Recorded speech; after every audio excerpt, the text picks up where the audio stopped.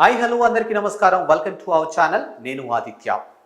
So బీజేపీలో BRS విలీనం అనే ఒక వార్త అయితే ఇప్పుడు నెట్టింట చక్కర్లు కొడుతుంది. సో మరి ఈ వార్తలో ఎంతవరకు వాస్తవం ఉంది, ఎంతవరకు అవాస్తవం, ఇప్పుడు బీఆర్ఎస్కి సంబంధించినటువంటి నేతలు దీనిపై ఏ విధంగా స్పందించారు అండ్ ఏం జరగబోతుంది, ఇలాంటి ఎన్నో అంశాల గురించి తెలుసుకునే ప్రయత్నం చేద్దాం. సో ముందుగా మనం ఇక్కడ చూసుకున్నట్టయితే స్క్రీన్ మీద వరుసగా పార్టీని వీడుతున్న కీలక నేతలు. సో 2023 సార్వత్రిక ఎన్నికల తర్వాత బీఆర్ఎస్ ఇక్కడ ఘోర ఓటమి పాలయ్యి కాంగ్రెస్ అధికారంలోకి వచ్చింది. సో కాంగ్రెస్ అధికారంలోకి వచ్చిన తర్వాత బీఆర్ఎస్లో ఉన్నటువంటి చాలామంది కీలక నేతలు, బీఆర్ఎస్కి పట్టు అనుకున్నటువంటి చాలామంది కీలక నేతలు అధికారంలో ఉన్నటువంటి కాంగ్రెస్ వైపు చూసిన వెంటనే కాస్తో కూస్తో టైం తీసుకొని ఆ పార్టీలోకి చేరడం అనేది మనం చూస్తూనే ఉన్నాం. సో ఫర్ ఎగ్జాంపుల్ చూసుకున్నట్టయితే దానం నాగేందర్ ఇలాంటి చాలామంది హేమీలంతా ఇప్పుడు బీఆర్ఎస్ని వీడి కాంగ్రెస్ కూటికి చేరుకున్నారు, ఆ పార్టీ కండువా కప్పుకున్నారు. సో చాలామంది వరుసగా పార్టీని వీడుతున్నటువంటి కీలక నేతలు సో మరి బీఆర్ఎస్ని బీజేపీలో విలీనం చేస్తారు అని చెప్పడానికి ఇది కూడా ఒక కారణం అయి ఉండొచ్చు అని చెప్పేసి వార్తలు అయితే వినిపిస్తూ ఉన్నాయి.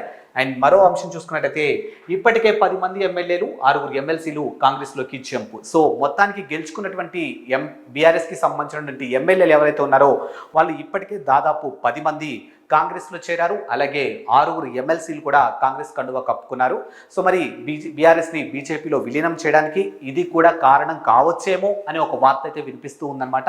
అండ్ నెక్స్ట్ చూసుకున్నట్టయితే ఇంకో 6 ఎమ్మెల్యేలు చేరితే కాంగ్రెస్లో బీఆర్ఎస్ ఎల్పీ విలీనం. సో మొత్తానికైతే ఇంకొక 6 ఎమ్మెల్యేలు కూడా కాంగ్రెస్లో చేరితే మొత్తానికైతే ఇక్కడ బీఆర్ఎస్ ఇక దుకాణం బంద్ చేసుకోవాల్సిందే అని స్పష్టంగా వినిపిస్తున్నటువంటి వార్తలు ఇవి. అండ్ నెక్స్ట్ చూసుకున్నట్టయితే పార్లమెంట్ ఎన్నికల్లో ఒక్క స్థానం కూడా దక్కించుకోలేకపోయిన బీఆర్ఎస్. సో దాదాపుగా 2014 తర్వాత తెలంగాణ ఆవిర్భవించిన తర్వాత దాదాపుగా 10 ఏళ్ల పాటు బీఆర్ఎస్ తన పాలన కొనసాగించింది. కానీ 2023 సార్వత్రిక ఎన్నికల తర్వాత ఆ పార్లమెంట్కి సంబంధించినటువంటి ఎన్నికలు చూసుకున్నట్టయితే ఒక్క సీటు కూడా సంపాదించుకోలేకపోయింది. మరి ప్రజల్లో వ్యతిరేకత అనాలా, లేకపోతే ప్రజలు ఈసారి మార్పు కోరుకున్నారా అనాలా అనే అంశమై మనం ఏ విధంగా అయినా చూడొచ్చు దీన్ని. మొత్తానికైతే మాత్రానికి కాంగ్రెస్ ఎప్పుడైతే రాష్ట్రంలో అధికారంలోకి వచ్చిందో సెంట్రల్కి సంబంధించినటువంటి ఎలక్షన్స్ ఏవైతే పార్లమెంట్కి సంబంధించినటువంటి ఎలక్షన్స్ ఉన్నాయో అక్కడ కూడా బీఆర్ఎస్ ఒక్క సీటు కూడా సంపాదించుకోలేని పరిస్థితి మనం చూసాం. అండ్ నెక్స్ట్ చూసుకున్నట్టయితే 2014లో 63 సీట్లతో అధికారంలోకి వచ్చినటువంటి టీఆర్ఎస్ 2014 అంటే తెలంగాణ ఆవిర్భవించినటువంటి సంవత్సరం దాదాపుగా 63 సీట్లతో అధికారంలోకి వచ్చింది టీఆర్ఎస్ ప్రభుత్వం.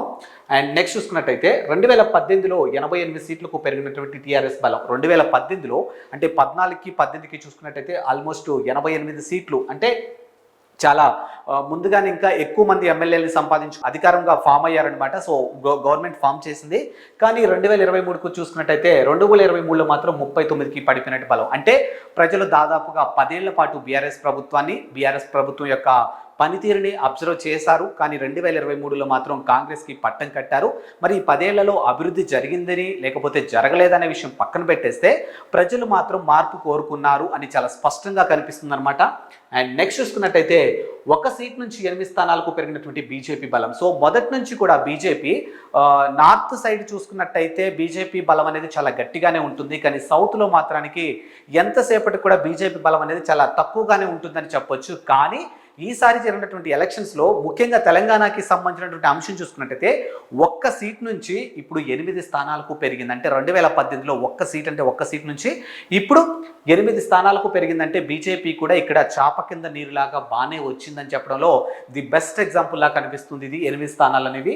అండ్ నెక్స్ట్ చూసుకున్నట్టయితే లాస్యా నందిత మరణంతో 38కి తగ్గిపోయినటువంటి బీఆర్ఎస్ బలం. సో లాస్యా నందిత ఒక యువ ఎమ్మెల్యే అని చెప్పొచ్చు. సో సికింద్రాబాద్ కంటోన్మెంట్కి సంబంధించినటువంటి ఎమ్మెల్యే. ఈమె ఒక రోడ్డు ప్రమాదంలో చనిపోవడం జరిగింది. ఆ తర్వాత అక్కడ ఉప ఎన్నిక జరిగింది. కానీ ఉప ఎన్నికలో మాత్రం కాంగ్రెస్ అధికారంలోకి రావడం జరిగింది. సో అప్పటి వరకు 39కి ఉన్నటువంటి బీఆర్ఎస్ ఎమ్మెల్యేల సంఖ్య ఒకటి తగ్గడంతో 38కి పడిపోయింది. అండ్ నెక్స్ట్ చూసుకున్నట్టయితే అసెంబ్లీ ఎన్నికల్లో బీఆర్ఎస్కు 37.5%, ఇక బీజేపీకి 13.9% ఓట్లు వచ్చాయన్నమాట. సో అసెంబ్లీలో 2023 సార్వత్రిక ఎన్నికల్లో జరిగినటువంటి బీఆర్ఎస్కి 37.5% వస్తే ఇక బీజేపీకి 13.9% ఓట్ బ్యాంకింగ్ రావడం జరిగిందనమాట.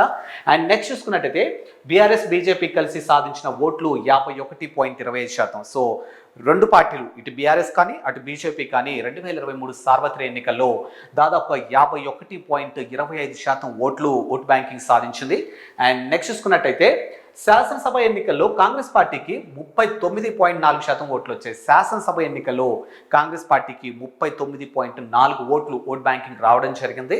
అండ్ నెక్స్ట్ చూసుకున్నట్టయితే బీఆర్ఎస్ బీజేపీ కలిసి పోటీ చేస్తుంటే ఘన విజయం సాధించేదేమో. ఒకవేళ ఏదైతే మనం అనుకున్నామో అంటే 2023 సార్వత్రిక ఎన్నికల్లో బీఆర్ఎస్ ఘోర ఓటమి పాలవటం, ఆ తర్వాత జరిగినటువంటి పార్లమెంట్ ఎలక్షన్స్ ఏవైతే ఉన్నాయో పార్లమెంట్ ఎలక్షన్స్లో బీఆర్ఎస్ అండ్ బీజేపీ కలిసి పోటీ చేస్తుంటే ఘన విజయం సాధించేదేమో, లేదా దానికన్నా ముందు 2023లో జరిగినటువంటి సార్వత్రిక ఎన్నికల్లో కూడా అదే బీఆర్ఎస్ అదే బీజేపీతో కలిసి ఇద్దరు కలిసి వచ్చినట్టయితే మేబీ గవర్నమెంట్ ఈరోజు కాంగ్రెస్ ఫామ్ చేసేది కాదేమో అనే ఒక వార్త అయితే వినిపిస్తూ ఉందన్నమాట. అండ్ నెక్స్ట్ చూసుకున్నట్టయితే పార్లమెంట్ ఎన్నికల్లో బీజేపీకి 35.08%, ఇక బీఆర్ఎస్కు 16.68% ఓట్ బ్యాంకింగ్ వచ్చింది. అండ్ నెక్స్ట్ చూసుకున్నట్టయితే రెండు పార్టీలకు కలిపి 51.76% ఓట్లు వచ్చాయి. సో పార్లమెంట్కి సంబంధించినటువంటి ఎలక్షన్స్ ఏవైతే ఉన్నాయో అందులో 51.76% ఓట్ బ్యాంకింగ్ ఈ రెండు పార్టీలకి కలిపి రావడం జరిగింది. అండ్ నెక్స్ట్ చూసుకుంటే లోక్సభ ఎన్నికల్లో కాంగ్రెస్ పార్టీకి 45% ఓటు బ్యాంకింగ్ వచ్చింది. సో లోక్సభ ఎన్నికల్లో కాంగ్రెస్కు 40% ఓట్ బ్యాంకింగ్ రావడం జరిగింది. అండ్ ఇక్కడ చూసుకుంటే పంచాయతీ ఎన్నికల తర్వాత బీఆర్ఎస్ మరింత బలహీనపడే అవకాశం ఉంది. సో సార్వత్రిక ఎన్నికలు అయిపోయినాయి, పార్లమెంట్ ఎలక్షన్స్ అయిపోయినాయి, ఇప్పుడు నెక్స్ట్ లోకల్ ఎలక్షన్స్ ఉన్నాయి. అవి కార్పొరేషన్స్ అవ్వచ్చు, మున్సిపల్ అవ్వచ్చు, లేదంటే సర్పంచ్కి సంబంధించిన ఎలక్షన్స్ ఏవైతే పంచాయతీ ఎలక్షన్స్ ఉన్నాయో ఈ ఎలక్షన్స్ తర్వాత అంటే లోకల్ నుంచి అంటే కింద నుంచి గ్రౌండ్ లెవెల్ నుంచి చూసుకున్నట్టయితే పంచాయతీ ఎలక్షన్స్లో ఈసారి కనుక కాంగ్రెస్ కనుక అధికారంలోకి అంటే ఎక్కువ శాతం సీట్లు సంపాదించుకున్నట్టయితే బీఆర్ఎస్ మరింత బలహీనపడే అవకాశాలు చాలా స్పష్టంగా ఉన్నాయని చెప్పేసి ఇక్కడ మనకు కనిపిస్తూ ఉండింది. అండ్ నెక్స్ట్ చూసుకుంటే రేవంత్ రెడ్డి ప్రభుత్వంపై ఆశించిన స్థాయిలో కనిపించిన వ్యతిరేకత. సో మనం ఇప్పుడు చూసుకుంటూనే ఉన్నాం, చాలా సోషల్ మీడియా వేదికగా రేవంత్ రెడ్డికి సంబంధించినటువంటి మీమ్స్కి కానీ రేవంత్ రెడ్డికి సంబంధించినటువంటి ఏవో కనిపిస్తున్నాయి, కానీ అవి మనం అనుకున్నంత స్థాయిలో అయితే లేదు. రేవంత్ రెడ్డి పాలన అనేది సక్రమంగా సజావుగానే సాగుతుంది. సో ప్రజల్లో అనుకున్నంత వ్యతిరేకత మీన్స్ బీఆర్ఎస్ కానీ లేకపోతే బీజేపీ కానీ అనుకున్నంత వ్యతిరేకత అయితే లేదు అని చాలా స్పష్టంగా తెలుస్తుంది ఈ వార్త ద్వారా మనకి. అండ్ నెక్స్ట్ చూసుకుంటే ఏడాదిలోపే రుణమాఫీ చేయడంతో బీఆర్ఎస్లో కలవరం రేపింది. సో ఆల్మోస్ట్ కాంగ్రెస్ సర్కార్ ఇక్కడ ఫామ్ చేసి 1 year కూడా కాలేదు, అప్పుడే రుణమాఫీ అనే ఒక అంశాన్ని తెర మీదకి తీసుకొచ్చి రుణమాఫీ చేయడంతో బీఆర్ఎస్లో నిజంగానే కలవరం కనిపిస్తూ ఉంది. Because of next panchayati elections ఉన్నాయి. అండ్ రానున్న రోజుల్లో కాంగ్రెస్ ఏదైతే ఒక స్కీమ్స్ కానీ ఏవైతే సంక్షేమ పథకాలు ప్రవేశపెట్టిందో ఈ పథకాలన్నీ అనుకున్న రీతిలో అప్లై చేస్తుంటే మాత్రం రానున్న రోజుల్లో బీఆర్ఎస్ రాజకీయ భవిష్యత్తు కూడా గందరగోళం అని చెప్పడానికి ఒక వార్త అయితే ఇక్కడ మనకి అర్థమవుతుంది. సో బీఆర్ఎస్లో కలవరం మీన్స్ రుణమాఫీ తర్వాత.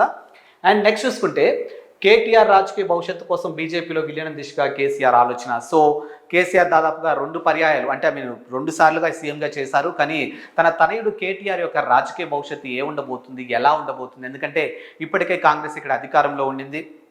అండ్ అటు చూసుకుంటే కవిత ఒక లిక్కర్ స్కామ్లో ఒక ఇష్యూలో ఆవిడే ఉన్నారు.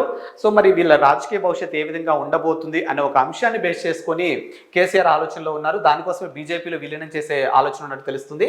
అండ్ విలీనంతో కాంగ్రెస్లోకి వలసలకు బ్రేకులు వేయొచ్చు. సో ఇప్పుడు ఏదైతే బీఆర్ఎస్లో ఉన్నటువంటి ఎమ్మెల్యేలు కాంగ్రెస్ వైపు చూస్తున్నారో ఈ విలీనం తర్వాత ఆ వలసలకి బ్రేక్ వేయొచ్చు అని చెప్పేసి ఇక్కడ మనకు అర్థమవుతుంది. అండ్ కేటీఆర్, హరీష్ రావులకు ఏ పదవులు ఇస్తారనే అంశాలపై చర్చ. సో ఒకవేళ వీళ్ళు బీజేపీలో విలీనం చేస్తే వీళ్ళకి అక్కడ ఏం పదవులు ఇస్తారు, కేసీఆర్కి కానీ కేటీఆర్కి కానీ హరీష్ రావుకి కానీ ఎలాంటి పదవులు ఇస్తారు అనే ఒక అంశం కూడా ఇక్కడ తెర మీద కనిపిస్తూ ఉండిందనమాట. అండ్ నెక్స్ట్ చూసుకుంటే ఢిల్లీ ఎన్నికల తర్వాత బీజేపీలో బీఆర్ఎస్ విలీనం. సో ప్రస్తుతానికైతే ఢిల్లీ ఎలక్షన్స్కి అప్డేట్స్ అయితే జరుగుతున్నాయి. సో ఈ ఎలక్షన్స్ తర్వాత మాత్రానికి బీఆర్ఎస్ బీజేపీలో విలీనం చేయడం పక్కా అన్నట్టుగా ఇక్కడ మనకు తెలుస్తూ ఉండిందనమాట. అండ్ మద్యం స్కామ్లో కవిత అరెస్టు ద్వారా కేజ్రీవాల్ను బుక్ చేసిన ఈడీ, సిబిఐ. సో మనం ఇందాక మాట్లాడుకున్నాం మద్యానికి సంబంధించినటువంటి లిక్కర్ స్కామ్ ఏదైతే ఉందో అందులో కవిత గారు ఉన్నారు. సో కవిత గారితో పాటు కేజ్రీవాల్ను కూడా బుక్ చేసినటువంటి ఈడీ, సిబిఐ. అండ్ నెక్స్ట్ చూసుకుంటే ఎన్నికల ముందు బీఆర్ఎస్తో విలీనం అయితే ప్రజలకు రాంగ్ మెసేజ్ వెళ్ళే అవకాశం. సో ఢిల్లీ ఎన్నికల ముందు బీఆర్ఎస్తో గనక బీజేపీ ఇన్వాల్వ్ అయి ఉంటే మాత్రానికి ఖచ్చితంగా ప్రజల్లోకి రాంగ్గా ఒక మెసేజ్ వెళ్ళే అవకాశం ఉన్నట్టు మనకి ఇక్కడ తెలుస్తుంది. అండ్ నెక్స్ట్ చూసుకున్నట్టయితే బీఆర్ఎస్ విలీనానికి తెలంగాణ బీజేపీలో కీలక నాయకులు విముఖత.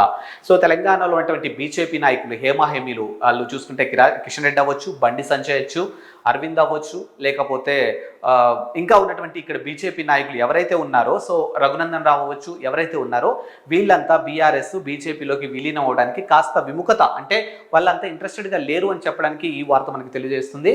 అండ్ నెక్స్ట్ చూసుకుంటే విలీనాన్ని వ్యతిరేకిస్తున్నటువంటి కిషన్ రెడ్డి, బండి సంచు, ఈటెల రాజేందర్. సో మనం మాట్లాడుకున్నాం కదా, సో వీళ్ళు ఇప్పుడు ఈటెల రాజేందర్ ఒకప్పుడు బీఆర్ఎస్ నుంచి వచ్చిన పర్సనే. సో ఇప్పుడు వాళ్ళు ఆ పార్టీని అందులో విలీనం చేస్తా అంటే తెలంగాణలో ఉన్నటువంటి వీళ్ళు మాత్రం అంత యాక్సెప్టబుల్గా లేరు అని చెప్పడానికి ఇక్కడ మనకు కనిపిస్తూ ఉండింది. అండ్ నెక్స్ట్ చూసుకుంటే సో మొత్తానికైతే బీజేపీలో బీఆర్ఎస్ విలీనం చేస్తారనే వార్తలు అయితే తెర మీద మనకు కనిపిస్తున్నాయి. కానీ దీనికి సంబంధించినటువంటి బీఆర్ఎస్ పార్టీ కేటీఆర్ గారు ఒక ట్వీట్ చేయడం జరిగింది. మేము ఎవరి దగ్గర ఎలాంటి పార్టీలు విలీనం చేయట్లేదు, మేము మళ్ళీ సింగిల్గానే పోటీ చేస్తాం, రానున్న రోజుల్లో మేమేంటో చూపిస్తామని కేటీఆర్ గారు చాలా స్పష్టంగా ట్వీట్ చేయడం జరిగింది.